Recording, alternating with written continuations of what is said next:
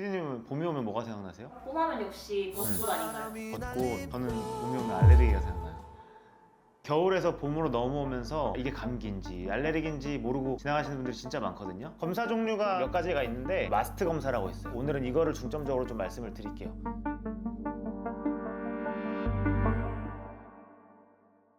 안녕하세요. 팔팔한 우건장 채널의 내과 전문 이재욱입니다. 피디님은 봄이 오면 뭐가 생각나세요? 봄하면 역시 벚꽃 아닌가요? 벚꽃. 저는 봄이 오면 알레르기가 생각나요.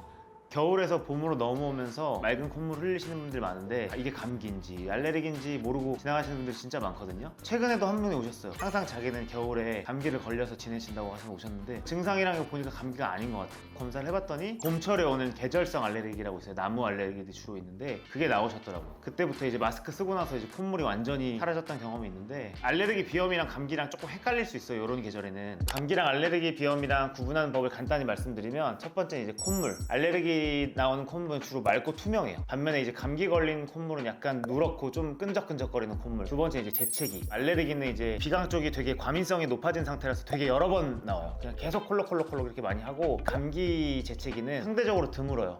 콧물이 많은 감기면 좀 다를 수 있겠지만 대체적으로는 알레르기보다 좀 재채기가 적고 눈충혈과 이제 가려움이 있는데 이제 알레르기는 코랑 눈 주변 빨개지고 가렵고 하시는 거 아마 경험해보시거나 주변에 많이 있으실 거예요. 그게 있으면 알레르기랑 가깝다고 좀 볼 수 있고 네 번째는 열. 알레르기는 열이 당연히 없겠죠? 감기는 열을 좀 동반할 수 있어요. 마지막 다섯 번째 기간이 있는데 알레르기는 이제 수주에서 수개월간 가기도 해요. 근데 일반적으로 감기라면 2주 이내에 끝나는 경우가 되게 많아요. 말씀드린 다섯 가지 중에 세 가지 이상이면 내가 알레르기 질환이 있을 수 있다고 한번 의심을 해보면 되고 그 밖에도 뭐 천식, 아토피, 알레르기 뭐 가족력이 있다 2주 이상 지속되는 비염 증상이 있다 그럼 한번 검사를 한번 해보시는 게 좋아요.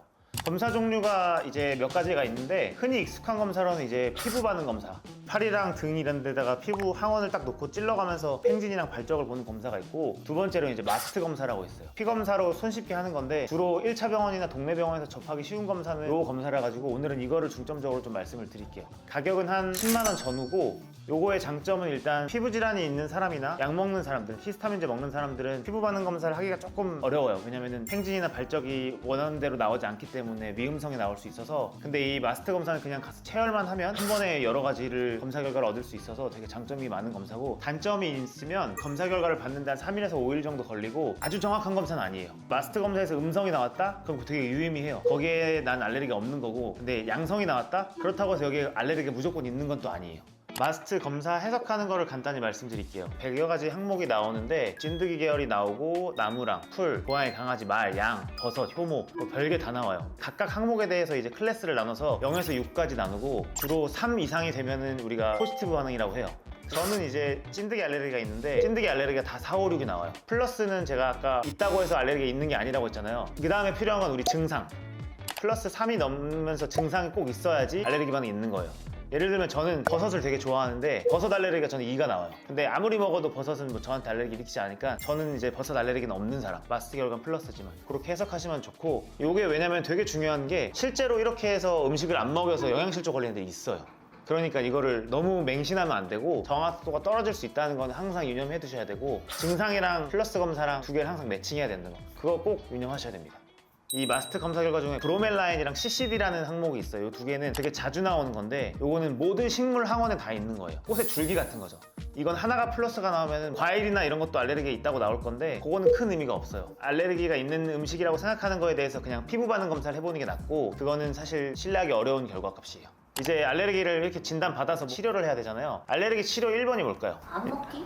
안 먹기도 맞아요. 1번이 원인 회피예요. 모든 거에 1번은 원인 회피. 회피할 수 있는 알러젠들은 음식들, 땅콩 알레르기, 복숭아 알레르기 있는 것들은 우리 식당에서도 미리 얘기하잖아요. 그런 거는 이제 회피하면 되고 또 할 수 없는 게 있잖아요. 내가 키우는 반려견, 반려묘 물론 강아지도 안 만지면 되긴 하는데 그래도 나랑 같이 생활 반경에 있으니까 그건 쉽지 않겠죠? 회피가 안 되는 것들은 두 번째 치료를 하는데 우리가 흔히 먹는 히스타민제 원인 모르는 알레르기가 있을 때 사람들이 이걸 많이 먹어요. 콧물, 눈물 흘릴 때 계절성이면 이제 사실 가을에 잠깐, 봄에 잠깐 이렇게 먹는데 저처럼 이제 찐득이 알레르기가 심한 사람들은 1년 내내 먹어야 될 수도 있어요. 진짜 심한 사람들은. 그래도 될까요? 먹어도 될까요? 제가 고양이를 키우는데 고양이 알러지가 있어가지고 계속 먹었었거든요. 네. 딱히 몸에 변화는 없었어서 괜찮지 않을까? 2세대 히스타민은 졸리지도 않고 평생 먹어도 거의 문제가 없어요. 흔히 아는 지르텍, 알레그라, 시잘 이런 약들은 10년, 20년 드시는 분들도 봤었고 근데 이제 그게 힘들잖아요. 매일 약 먹는 게 내가 뭐 사실 환자처럼 매일 약 먹는 게 쉽지 않을 많으니까 챙겨 먹는 게. 그래서 이제 마지막으로 하는 치료는 면역 치료.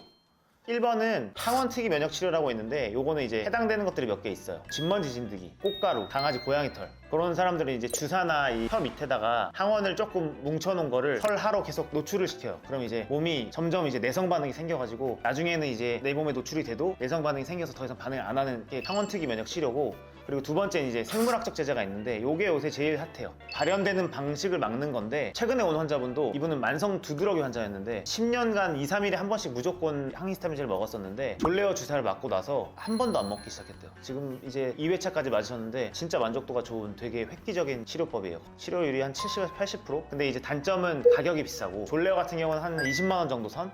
근데 이제 실비가 조금 도움을 주기도 해서 본인 부담금은 5만 원 이내로 받을 수 있고, 듀피센트 이런 거는 아토피나 이런 데 많이 쓰이는데 원래 약가가 한 70만 원 정도예요. 산정 특례가 돼서 이제 중등도 이상의 아토피가 있으시면은 한 6만 원, 7만 원 선에 맞을 수 있는데, 그게 아니면 이제 본인 사비로 맞아야 되니까 조금 부담스럽긴 하죠. 초반에 듀피센트는 또 2주 간격으로 맞거든요. 내 몸에 한 100몇만 원짜리 주사를 계속 맞는 거니까 가격적인 부담이 있긴 한데 삶적으로는 되게 많이 개선이 될 수 있습니다.